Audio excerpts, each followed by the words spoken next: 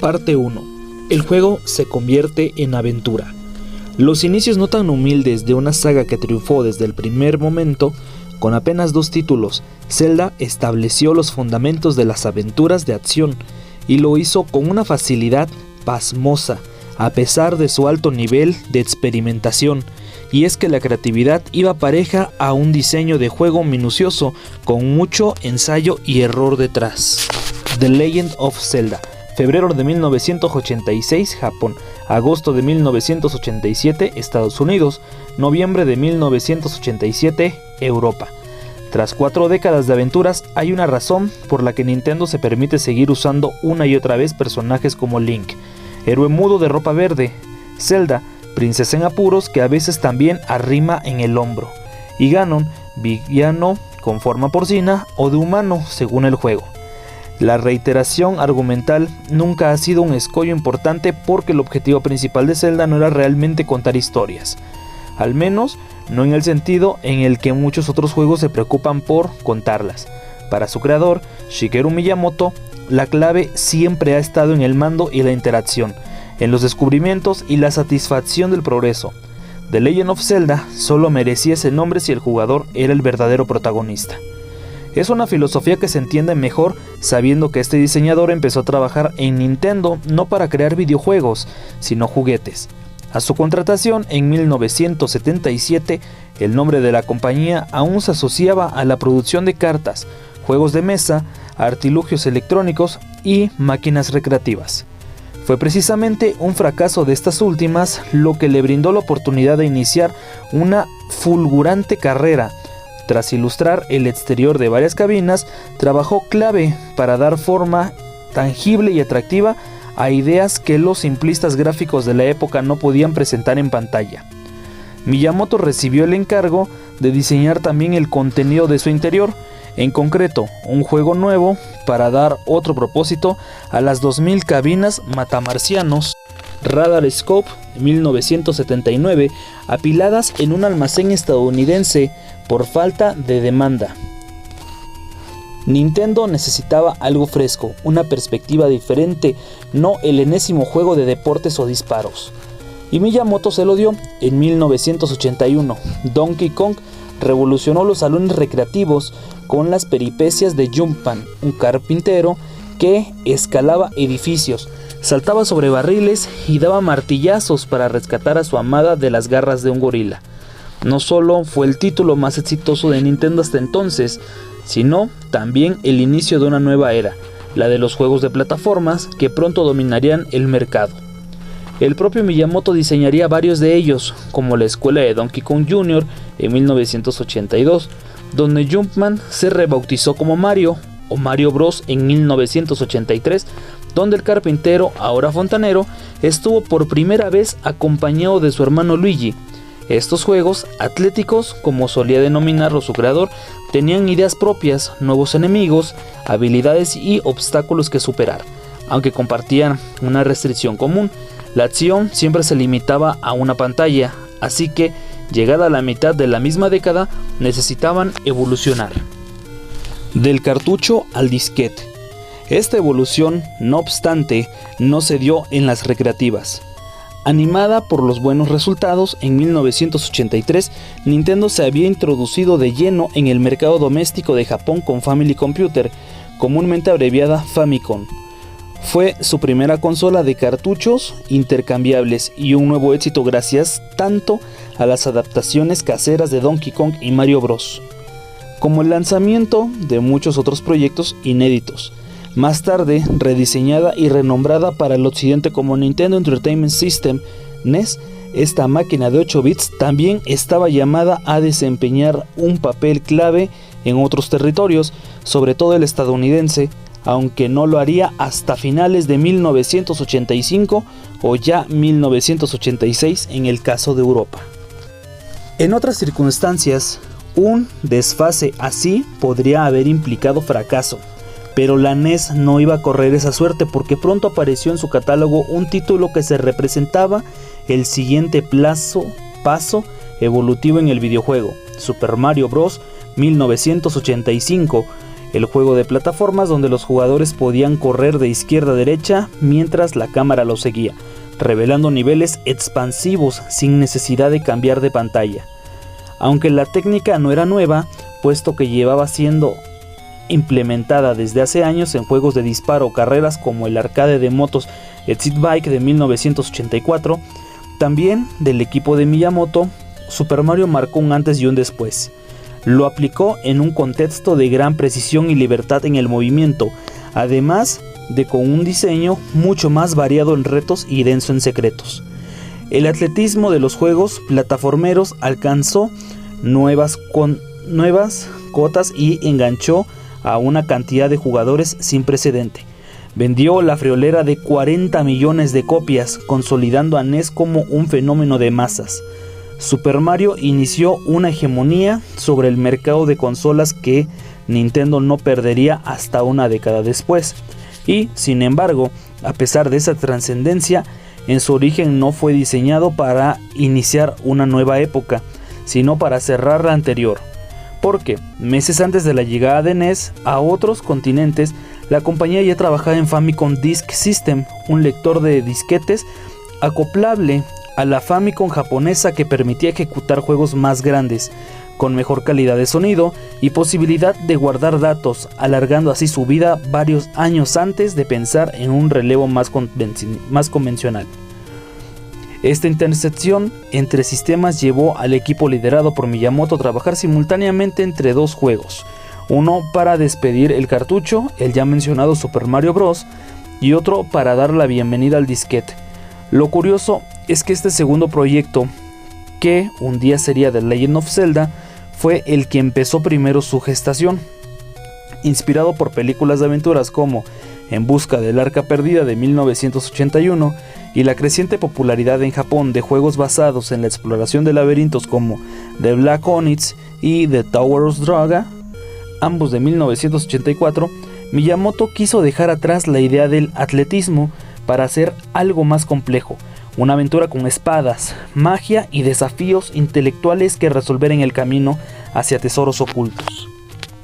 Materializarla llevaría tiempo, así que, entre tanto, comenzó la producción de Super Mario Bros., que acabó siendo prioritario, pero Zelda no se llegó a interrumpir y la doble gestación tuvo ventajas como ideas que saltaban entre proyectos, las barras de fuego que debía esquivar Mario en los castillos, por ejemplo, nacieron como obstáculo de Zelda. Además, con el estreno de Famicom Disk System, fichado para 1986, Zelda tendría más espacio para evolucionar y encontrar su forma ideal.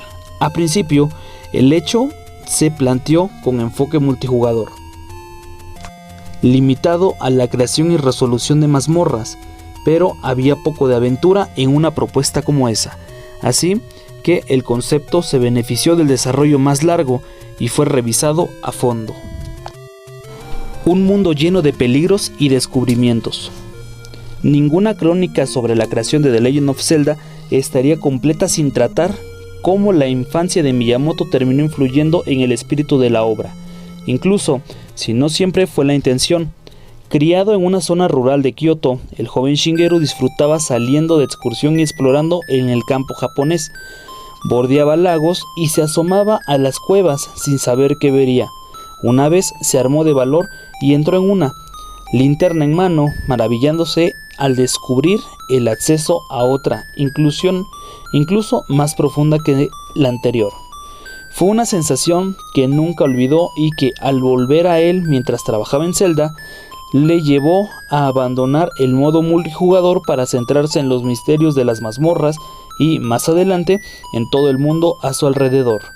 Al principio, la montaña de la muerte, cordillera Iliana, que reaparecería en múltiples entregas de la saga, no iba a ser más que un decorado, con sus picos adornados en el horizonte, que saludaba al jugador tras emerger de una mazmorra y dirigirse a otra, pero el disquete tenía mucha más capacidad que el cartucho de Super Mario Bros. Y la idea de explorar fuera de los laberintos sonaba emocionante, así que aparecieron los bosques y los lagos. Pronto el juego se convirtió en una aventura. El reenfoque que causó Zelda hacia un formato más abierto aunque no por las fricciones. La primera vez que enseñé un prototipo temprano no tuvo éxito, recordaba Miyamoto en una conferencia de desarrolladores de la GDC en 2007. La gente se confundía, no sabía cuál era el objetivo, cómo moverse de nivel en nivel, ni siquiera cómo resolver los puzzles. Me dijeron, ¿por qué no haces solo una ruta a través de la mazmorra, sin caminos alternativos? La respuesta de Miyamoto fue tan atrevida como sorprendente. Los ignoré. En vez de hacer que fuese más fácil de entender, decidí quitarles la espada. Un poco de contexto. En el primer Zelda, a la pantalla inicial con el título seguía una explicación del objetivo principal. El malvado Ganon había robado uno de los 3 fragmentos de la Trifuerza, poder divino del que dependía el bienestar del mundo y el jugador, en la piel del héroe Link. Debía encontrar 8 piezas para formar otro fragmento y derrotarlo. Finalmente, la introducción al personaje quedaba ubicado por un escenario con 3 senderos posibles y la entrada a una cueva. Pero a Link le faltaba algo que el jugador típico echaba de menos al instante: un arma. Todos los protagonistas de un juego de aventuras iniciaban su periplo con un arma u objeto parecido. ¿Dónde estaba la de Link? En la cueva, claro, donde se la entregaba un anciano tras pronunciar unas sabias palabras. Es peligroso ir solo, lleva esto. Esta decisión aparentemente banal de esconder la espada de Link en la gruta explicaba cómo funcionaba Zelda mucho mejor que la descripción con la que arrancaba el juego. Dejaba claro que la cosa no iba solo de avanzar y derrotar enemigos hasta encontrar el premio, sino también de tomar decisiones utilizando un pensamiento más abstracto. Quería desafiarlos a encontrar la espada, porque sabía que así pensarían en esta clase de problemas. Se irían a la cama o al trabajo pensando, ¿cómo voy a hacer esto? Donde Mario planteaba desafíos para resolver en las manos, Zelda exigía más usar la cabeza, creando una experiencia que trascendía al acto de hogar. Quería que los jugadores hablasen para intercambiar información, hacer preguntas, descubrir a dónde ir a continuación. No era una competición, era una colaboración en la vida real que ayudaba y que ayudó a que el juego se volviese más popular.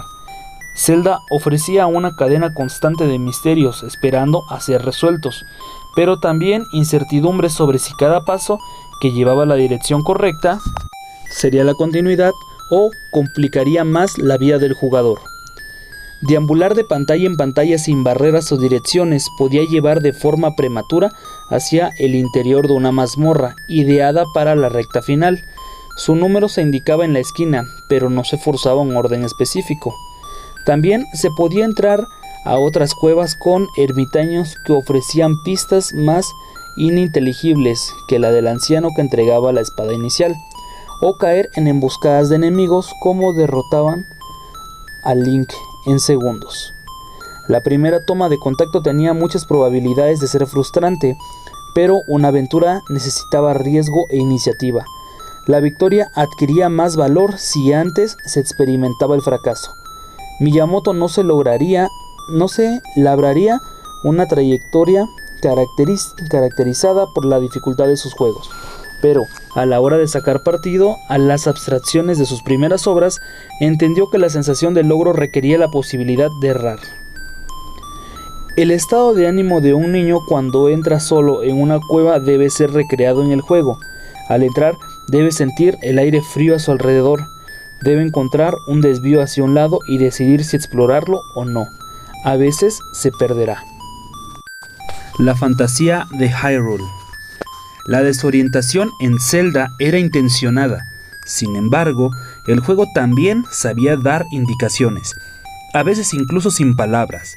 La primera mazmorra confirmaba que lo era con el número en una esquina, pero además limitaba opciones o encerraba al personaje para enseñar, por ejemplo, que algunos enemigos dejaban caer llaves al ser derrotados, que acabar con todas las criaturas de una estancia servía para abrir la puerta hacia la siguiente, o que empujar un bloque podía revelar una salida.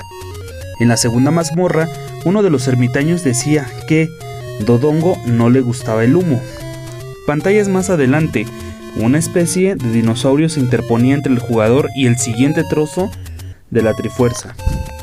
Su piel era inmune a la espada, así que, ¿por qué no probar a dejarle una bomba delante?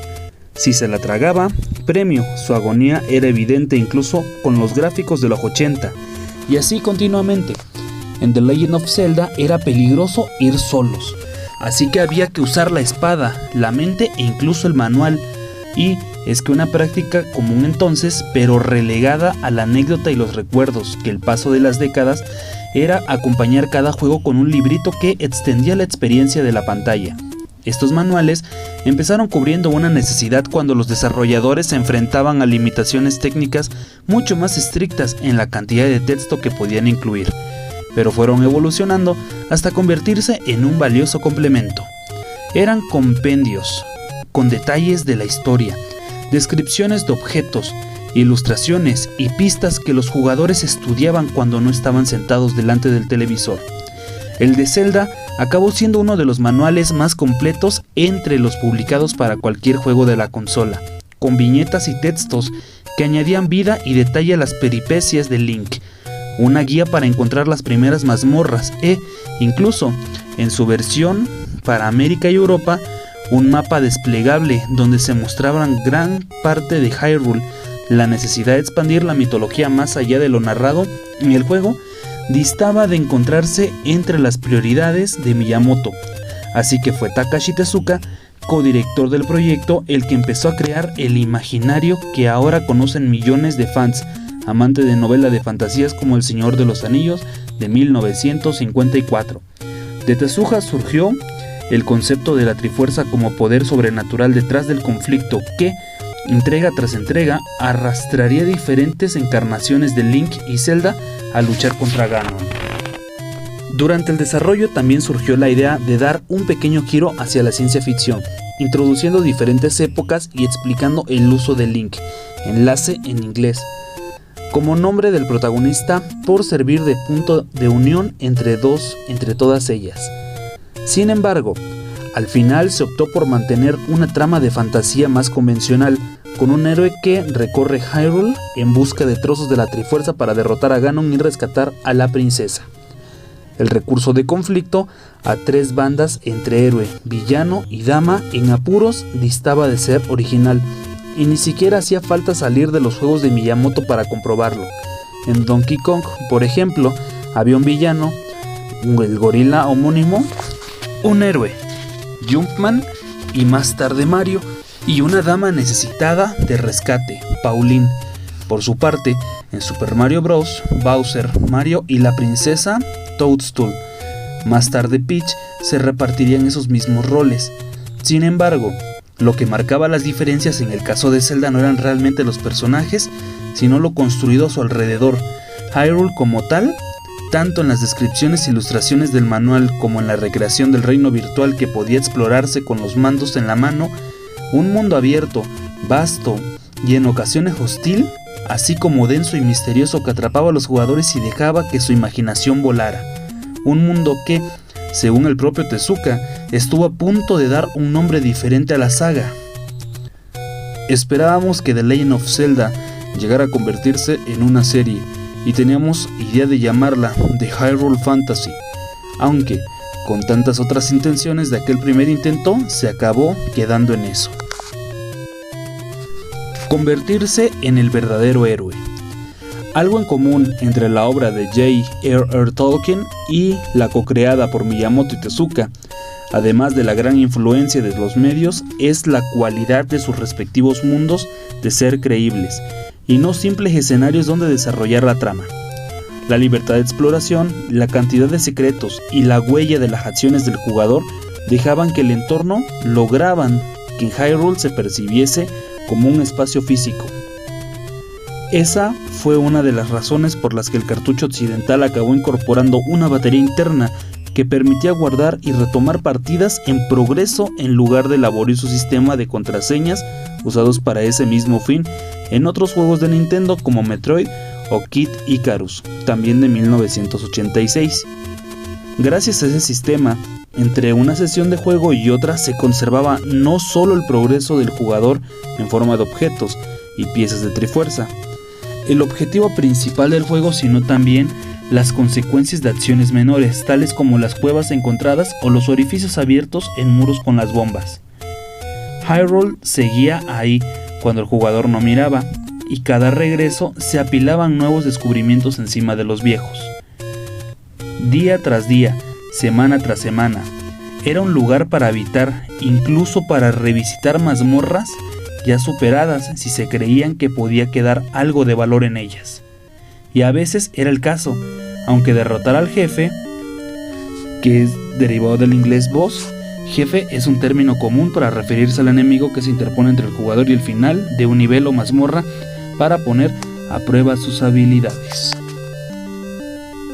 Aunque derrotar al jefe y hacerse del trozo de la Trifuerza daba el nivel por superado, también había secretos opcionales como habitaciones llenas de rupias, la divisa Iliana, pistas crípticas para resolver enigmas en otras mazmorras o el mundo exterior, puntos débiles de jefes, entradas ocultas, mejores armas, pruebas para sumar llaves, extra para usar en cualquiera de ellas e incluso ítems esenciales. Si bien la mayor parte de las mazmorras eran accesibles desde el principio, la cuarta, por ejemplo, requería hacerse antes con una balsa escondida en un sótano de la tercera, y la sexta enfrentaba a un jefe que solo podía ser dañado si se había encontrado el arco en la primera.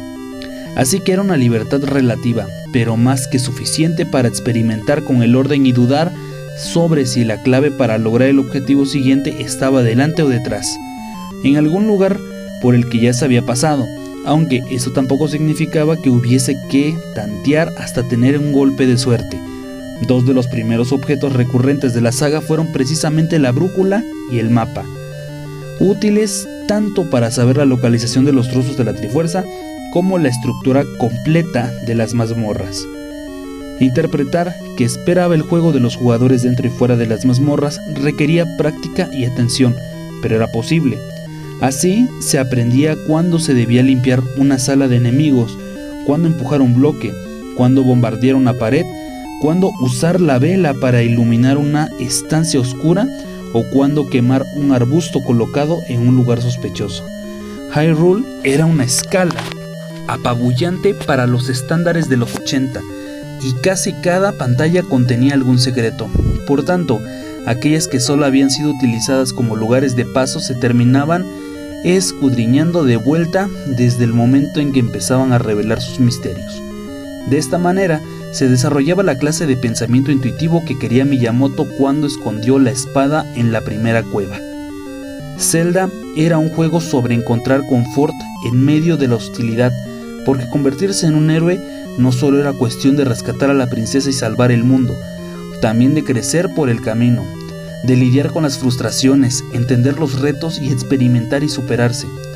Hyrule podía convertirse en un placentero campo de juego, pero solo insistiendo, adquiriendo destreza y coleccionando mejoras, como versiones más eficaces del escudo y el boomerang, las ampliaciones del corazón escondidas en cuevas o los anillos que argumentaban la resistencia y cambiaban de color de la túnica de Link.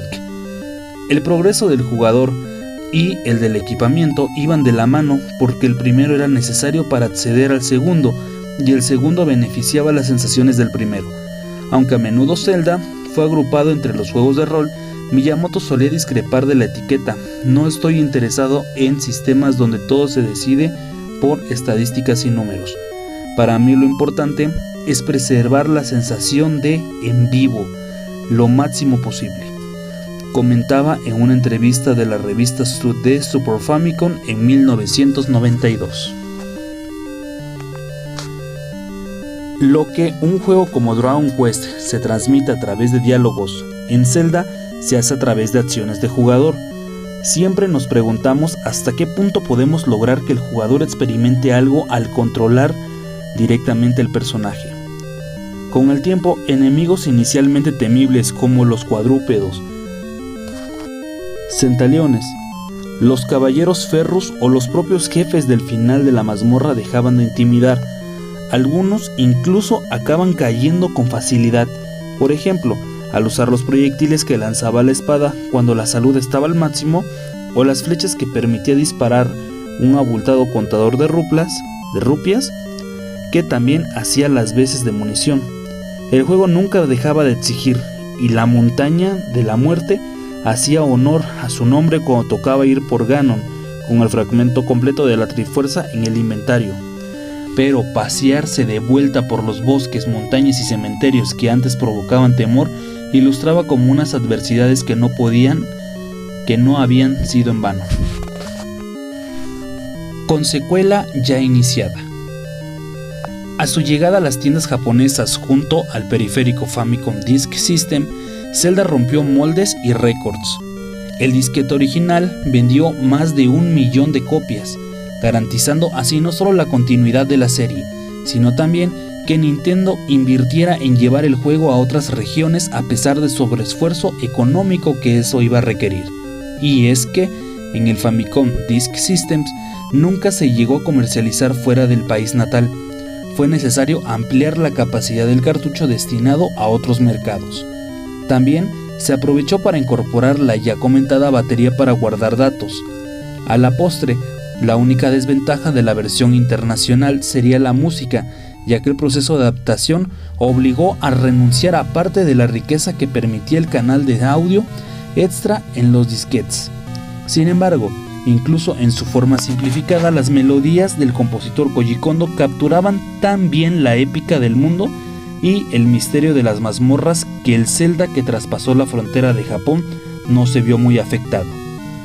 La atmósfera creada por el sonido casaba perfectamente con la que Miyamoto buscaba con la jugabilidad, especialmente en contraposición a las melodías más alegres de Super Mario Bros., también compuestas por Kondo. Quizá lo más insólito sobre la música fue cómo el tema principal, retomado y versionado infinidad de veces desde entonces, se creó en un momento de pánico. La pieza prevista para su lugar, el bolero de Maurice Ravel, no era de dominio público, pero el equipo ignoró ese dato hasta casi el final del desarrollo y el descubrimiento forzó a Kondo a trasnochar para componer una alternativa satisfactoria. Como toda buena aventura, el desarrollo de un videojuego es un viaje lleno de imprevistos, errores y frustraciones, pero es la capacidad de sobreponerse a ellos, no simplemente evitarlos, lo que acaba conduciendo al éxito. Y, para muestra, el despiste que permitió duplicar la duración del juego. Nuestra idea era crear un montón de mazmorras utilizando un cuadrado por sala y luego organizarlas como si fuera un gran puzzle, comentaba en una entrevista promocional Toshihiko Nakago, uno de los programadores. El encargado de ese trabajo fue Tezuka, que calculó mal y se pasó de eficiente. Había cometido un error y solo había utilizado la mitad de los datos. Enseguida le pregunté, ¿dónde está la otra mitad? Y él, desconcertado, se lamentó. ¿Qué? La he lidiado, pero Miyamoto dijo que lo dejáramos así, que estaba bien. El creativo no solo vio el error, también la oportunidad.